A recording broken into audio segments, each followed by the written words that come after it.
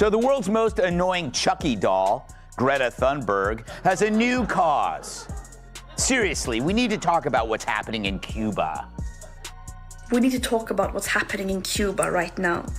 As the Trump administration is waging illegitimate wars across the world, killing countless of people, it is also strangling the Cuban people, deliberately, methodically, and openly.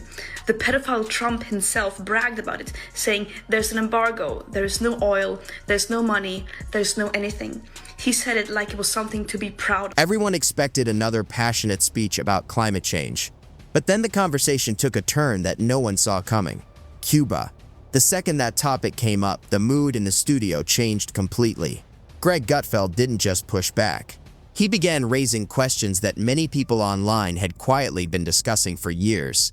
In just a few minutes, what started as a familiar activist argument turned into a tense and uncomfortable moment on live television.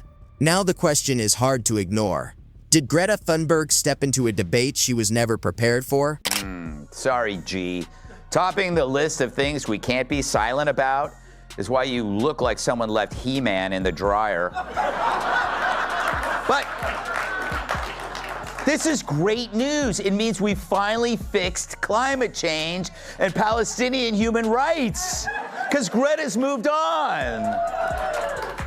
And if you know there's one thing a country suffering under a commie dictatorship for 65 years needs, it's a Swedish activist who let Stevie Wonder cut her hair. If you're enjoying this video, make sure to subscribe to the channel. Your support means more than you might realize. Just when everyone thought they were about to hear another familiar speech about climate change, melting ice, and carbon emissions, the conversation suddenly took an unexpected turn toward Cuba. In an instant, everything changed. A quick-witted commentator leaned forward with a knowing smile, the kind that signals something surprising is about to happen. What was supposed to be a calm and predictable discussion soon became a tense exchange filled with uncomfortable moments, sharp questions, and revelations that caught many viewers off guard. Greta is on the high seas, but the world says, "Bitch, please." Our video of the day comes from the Swedish girl that makes you want to hurl, Greta Thunberg, who claims she was abducted from her freedom flotilla, I ordered that at Taco Bell, by Israeli naval forces during a humanitarian mission to Gaza. Watch. My name is Greta Thunberg, I'm a citizen of Sweden. If you are watching this video, I have been abducted and taken against my will by Israeli forces. Our humanitarian mission was non-violent and abiding by international law. The mood in the studio changed almost instantly, as if the tension had been turned up several notches. What started as a normal discussion quickly became something much bigger, feeling less like a typical policy debate and more like an unpredictable showdown filled with sharp remarks, surprising turns, and moments that kept everyone watching closely. The Democrats keep saying they need their Trump. I figured out who it is. Granted, she is not eligible to be president, but Greta Thunberg is exactly the Democrat model. Have you thought about this? No. Okay. Nope. Do you want something Trumpy? She's got kind of an outsized personality, and she gets all the world's attention. But she reflects everything about the Democratic Party now. Angry, unstable, stupid. No offense, Harold. I don't count you as a Democrat because I know you're not really one. But she reflects the state of the party. Think about it. There's only one person in the world that's like the Democrat Party, the face. It's Greta. At that point, it was obvious the conversation was no longer going to focus on climate change alone. Instead, it was becoming a discussion filled with sharp disagreements, unexpected contradictions, and the ongoing clash between big ideals and hard-nosed skepticism. What started as a policy debate was quickly turning into something far more dramatic. There is a genocide going on in front of our very eyes, a live-streamed genocide on all of our phones. No one has the privilege to say we are not aware of what's happening. No one in the future will be able to say we did not know. Under international law, states have a legal obligation to act to prevent and to stop a genocide. From the beginning, the contrast was hard to miss. On one side stood a passionate activist focused on global issues and urgent action. On the other was a host known for questioning every claim and challenging every argument. The discussion started with climate concerns, but when the topic suddenly shifted to Cuba, everything changed. What had been a familiar debate quickly became a clash of different viewpoints, and the conversation moved into territory that neither side seemed fully prepared for. And note to Stevie, next time, remove her helmet first. But it's funny how she's got strong opinions about some regimes but offers total silence about others. Like maybe Iran, you know, the country where protesters who actually take real risks get killed for speaking out. But that's the secret to Greta and people like her. She never takes the side that shares a risk. In Iran, women can die just for refusing to wear a hijab. But maybe Greta's used to being told to cover her face.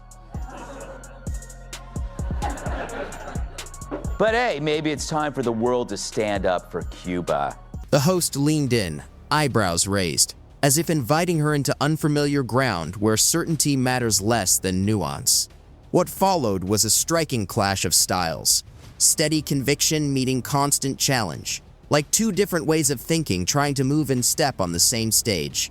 The host added dry humor and sharp observations, keeping the pressure on at every turn. The activist didn't back down.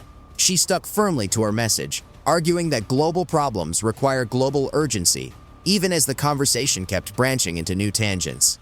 She pointed to systems across countries and generations, spoke in moral terms rooted in deep conviction, and maintained that clarity of purpose is exactly what the moment demands. Oh, thankfully, the Swedes now treat her like defective furniture from IKEA. A broken mess with a few screws loose. Here's one Swedish journalist responding. My name is Joachim Lamotte and I'm a Swedish citizen. If you see this video, Greta Thunberg has been abducted by Israeli forces. And I have a message from the Swedish people to the Israeli government. Please keep her. In doing so, she projected a confidence that was hard to ignore. Even when the logic stretched thin, what made the exchange so compelling wasn't just the disagreement, but the fact that both sides genuinely believed they were right. The host approached it with practiced skepticism, treating every claim like something to be tested and pulled apart. His questions twisted and folded the argument back on itself, making familiar points feel less certain. His smirks and raised eyebrows weren't just mockery. They pushed the audience to think twice about everything being said. The activist, meanwhile, never wavered. She spoke with steady conviction, as if she carried both the facts and the emotional weight of an entire movement. When pressed on Cuba, she shifted between idealism and frustration, insisting that advocacy rises above political complexity. Her certainty filled the room, and in those moments, the conversation turned into the kind of television people remember long after it ends. It's time for the world to stand up for Cuba. On the 21st of March, the Nuestra America convoy arrives in Havana, carrying humanitarian aid by air, land, and sea.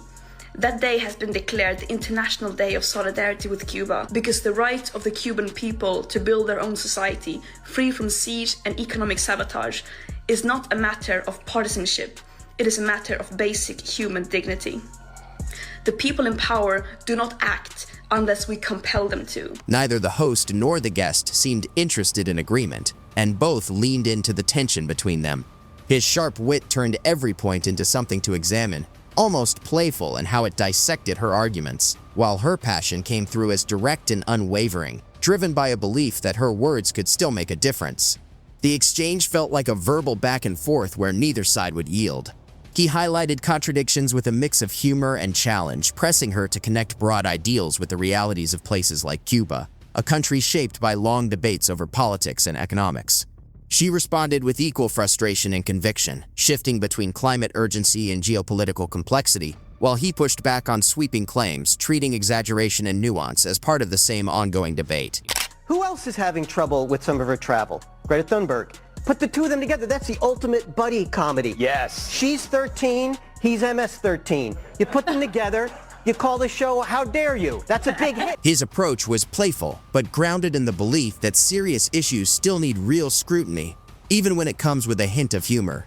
The activist, meanwhile, stayed firm in her message of moral clarity, arguing that systemic injustice should never be softened by overthinking the details. In her view, humanity cannot afford to rank suffering or delay action, and urgency matters more than complexity when the stakes are global. The host kept challenging every idea, refusing to let arguments stand without pressure.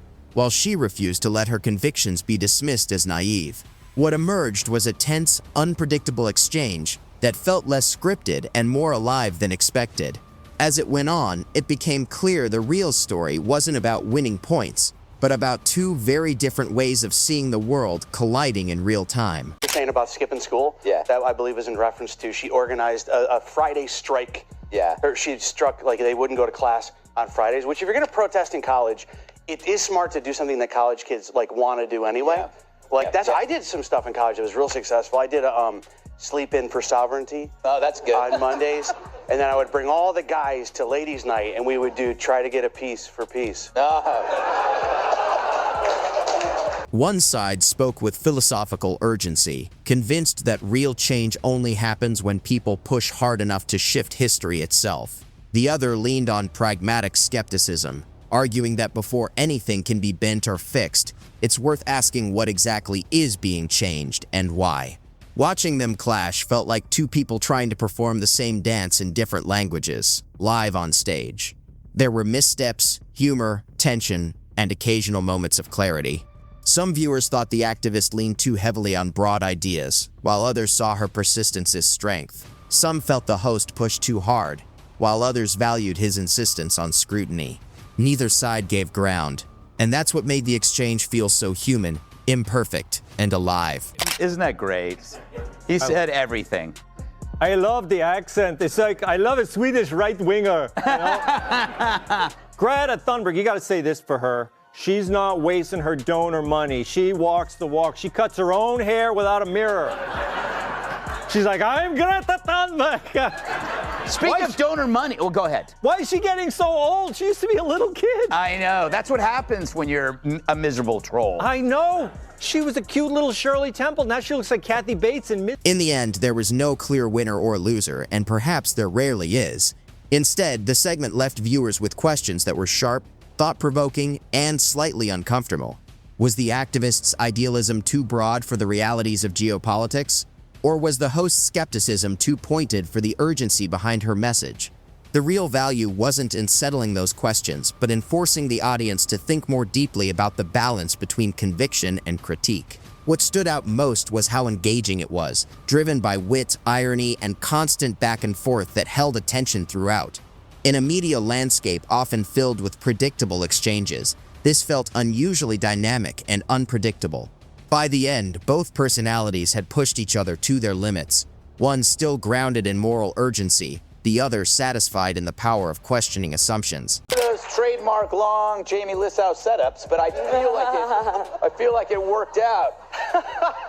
Liz, the difference in like all these kinds of activism is that in climate activism, there is an incentive to do it even if it's wrong because of the amount of exposure you get. You don't get it with anything else, right? Yeah, and I'm hearing that like John Kerry and Al Gore are about to fly to Hawaii to talk about this new report. Yeah. But, you know, somebody made the point, it's well taken, that you can't disprove what they're saying in real time. So it's an incentive just to ram through things like, what is Joe Biden going to do next? Commandeer tooth fairy payouts and gross. For viewers, it was clear this wasn't just another TV segment. It was a clash of perspectives, a mix of wit and will, and a reminder that the most interesting moments come from disagreement, not harmony. There was no neat ending, just a lingering question. When conviction meets criticism on live television, who really wins? The room shifted from polite to visibly uneasy, like everyone had wandered into an awkward dinner party without the rules explained. Gutfeld stayed calm, leaning in with a half-smile that suggested he was always one step ahead. Greta arrived with strong conviction and a message she clearly believed in. But instead of following the expected path, the discussion veered into unexpected territory, something nobody in the room seemed fully prepared for.